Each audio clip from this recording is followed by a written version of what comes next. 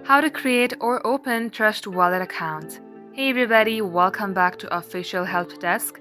In today's video, I'm going to show you how you can create yourself a Trust Wallet account. So without any further ado, let us get started. First of all, make sure that you have downloaded Trust Wallet application in your device. If not, head over to Play Store and at the top search bar type in Trust Wallet and download this app. Once you do so, tap on Open. Here tap on Get Started. Now, in order to create yourself a new account, tap on Create New Wallet. Here tap on Backup manually.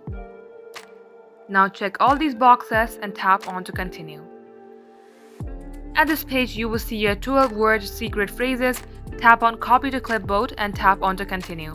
At the next page, just paste your copied secret phrases and tap on to confirm. You will be required to enter your passcode. This passcode is 6-digit long, so create yourself a passcode as well and tap on to confirm. Once you do so, this is how you create yourself and Trust Wallet accounts.